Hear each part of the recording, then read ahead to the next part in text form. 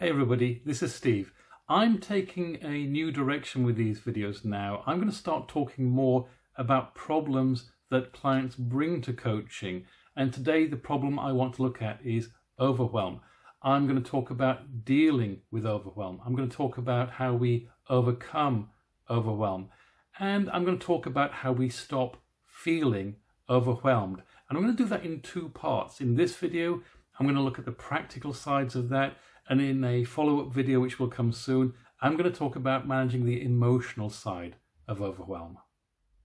And hang around to the end, because in many ways, I think the last thing I have to offer on this subject is probably the most important, but we kind of have to go through the first few things first for that to make sense. But why listen to me?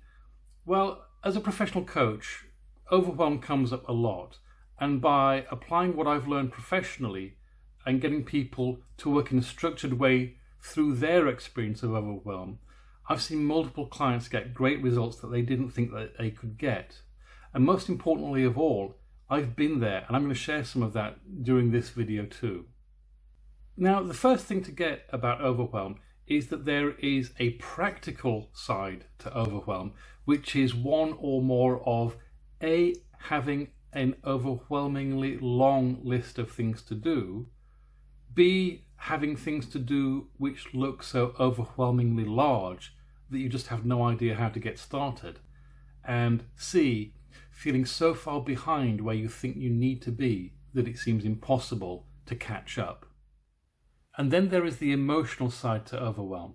So there is the logistics to overwhelm and the emotions of overwhelm. And as I mentioned at the top of the video, in this video we'll focus on the logistics, the practicals, and in the follow-up video we'll look at the emotions of overwhelm. Now, I'm one of those coaches and trainers who likes to use metaphor as a way of teaching by imparting ideas first through stories and then by unpacking them. So I want to share something. This is a true story from my own experience, which I hope will point at some of the things that I want to get across. Back when I was 19 and I was a university student, I had a life-changing experience which was negative. I had fallen ill during the second term of my second year at university, and that was a pretty critical term in terms of preparing for really important exams which were going to have a significant impact on my final degree result. And because of being ill, I'd fallen behind, and I woke up in the middle of a night, one night, in a sudden, panic-inducing realization that I was way behind and I was running out of time. The exams were now just a couple of weeks away and I was nowhere near prepared. Now, I made myself ill trying to recover from that. I worked excessive hours, I worked into the night, I had insufficient sleep, I was taking too much caffeine, and I more or less made it through. Now, I did get through that and I did get a reasonable result, but it was hard work and it was stressful. And when I was on the other side of that, I looked back and I made the decision that I was never going to allow that to happen again. Now, it's not that we can control circumstances. It's not that we can control when we get ill. But I'd realized that a contributing factor was being this just-in-time kind of guy, that if there'd been some reading to do, I left it to the last minute to do that reading. If there was an assignment to do, I left it to the last minute to do that assignment. And so when I became ill, there were things undone. And what I decided is that from that point on, if there was an assignment to be done out of class, I would go to the library as soon as possible after that class and do that assignment. And if there was reading to be done, I would go to the library as soon as possible afterwards and do that reading. I also decided that I was going to start reading ahead of lectures, so that when I showed up to the lectures, I already had some idea about what was going to be talked about, and the lecture would be a case of putting that together rather than being introduced to new ideas for the first time and possibly not getting them the first time. To put that more simply, I got to a point where I'd crossed a threshold and decided it was time to get organized, time to turn the mountain of work in front of me into lots of simple blue-collar tasks that I could pick up, do, get done, pick up, do, get done. and to lay down a blue-collar way for getting them done, to lay out a simple organisation, a simple discipline that I could stick to. Now, here's the interesting thing. Because I was doing my assignments as soon as possible after the lecture, my assignments were better, they scored higher, and I was actually retaining the learning better too. And I actually experienced that I had more free time than I'd had before because things were done. They weren't hanging around waiting to be done. So my third year at university was radically different. It was the easiest and most successful year of study I'd ever had up until that point.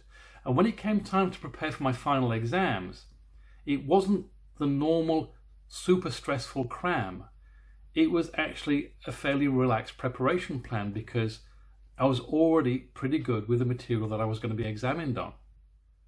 That's where I learned that no matter how far behind you are, it's never too late to make a decision, to lay down a blue-collar strategy, to start slowly and surely getting things done.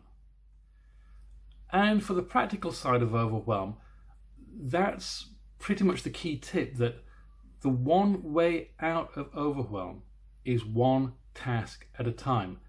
To make that decision, to turn that mountain ahead into a sequence of blue-collar tasks that you can get done one at a time, and to get really disciplined and really organized about when I'm working and when I'm not working, when I'm socializing, when I'm relaxing. You know, Churchill said, if you're going through hell, keep going. And that's practically the story of my second year at university. But the story of my third year is about making that decision and laying down that organization. Now, sometimes you have such an overwhelming thing to do that you can't see your way into it. You can't see how to get started. So you procrastinate. It looks so big that you just keep kicking the ball down the road, thinking, I'll get to this later because I don't know how to get into it right now. Now, where that happens, there's a really great question to ask yourself, which is, what is the simplest, smallest thing I could do towards this goal? Sometimes that's really easy. I mean, if the big task is you've got to ring up 1,000 people and survey them, then the way into that is to start dialing the first number. It's not always as simple as that. Sometimes it will take a pen and paper and scribbling out ideas to try and find some way into the task. But there's always one simple, small thing you can do, which is a way into it. And that start small strategy is a great way of overcoming procrastination, because this is something else that I've noticed, that overwhelm correlates a lot with procrastination. It correlates a lot with putting things off because perhaps we don't know how to get into them right now. Now, I once coached somebody. I said I liked stories as a way of teaching, and this is another one. I once coached somebody who was consistently late with their annual tax returns because they hated doing them and they just kept kicking the ball down the street until it was deadline time and until it was panic stations for getting it done. Now, one year, round about July, and if you know anything about the UK tax timetable, July is about the earliest time you can get your tax return done because you're generally waiting for bank certificates and things like this. So this July, I said to this person, how would it feel to you if you could get that tax return done and out of the way? And she said, oh, that'd be great. But the problem is there's so much to do. I have to go through all my receipts. I have to sort through all my paperwork. And it all just seems overwhelming right now. Well, that's a classic case of not starting something because the way we've modeled the task in our minds is as a great, big, single, huge, indivisible thing. So I asked her, what is the absolute smallest thing you could do towards getting your tax return done? And at first she said, well, I could go through all my receipts and load them into a spreadsheet. And I said, no, smaller than that even. And she said, well, I suppose I could go through the receipts but just not put them in the spreadsheet yet. And I said, no, even smaller than that. And eventually she came to, well, I could just get the box of receipts and bring it into the office. And I said, okay, let's do that. Go and do that now. So she did, nice and easy, nothing to procrastinate about, brought the box in. And then I said, okay, what's the next simplest, smallest thing you could do? And again, we went through that routine of reducing the size of the task until it was something that was really easy to do there and then. Now we went at this until the end of the coaching session and we called off. And then the next day she called me and said, oh my God, I've finished my tax return and I've got it filed. And I said, well, that's great. How was it? And she said, well, it did take some hours. It wasn't always easy. There were a few snags on the way, but I got it done and it feels great. Now, once we take that big, huge rock of a thing that looks so hard, that looks so indivisible, looks so difficult to get into, and do just the smallest thing towards it, suddenly it looks less like this huge, indivisible big rock and starts to look more like a bunch of smaller rocks. And then when we go to one of the smaller rocks and do the simplest, smallest thing there, then the smaller rock looks like it's a bunch of stones. And the thing is, not only does this get us moving, not only does it give us momentum, which is the very thing we need to overcome procrastination, but it constantly amazes me how this strategy makes what seems big and huge and intimidating suddenly seem more doable and, more importantly, get done. So that's the practical side. Making the decision. It's really important to make the decision first. If you haven't decided that you're going to make change happen, the probability is that you won't. Develop the start small habit. Develop the habit of consistently, iteratively asking, what's the smallest thing I can do next? Turning those big projects into a list of much more doable blue-collar tasks that I can pick up, do, get done, pick up, do, get done. And also getting really disciplined and really organized about how we're using our time. That's key too. If you don't have the organization and the discipline to say, every day at 10 o'clock, I'm working through my list of to-dos. Equally saying, every day at 6 o'clock, I'm packing up and I'm going to enjoy myself and have a social life. If we don't get really disciplined about what time we're allocating to things, then we will go astray. Now, don't forget, there is still the emotional side of overwhelm, which we're going to look at, and that's going to be in the follow-up video, which comes soon. So if the tips in this video were useful to you, please do like the video. It helps other people see it. If you have a friend that you think would benefit from seeing this video, please share it with them.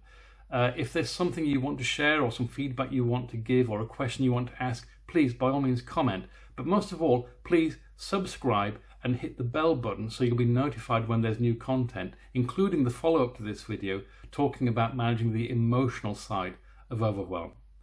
And also, if this is a topic which affects you, and if you would love to explore it more on a one-to-one basis, then I would love to hear from you.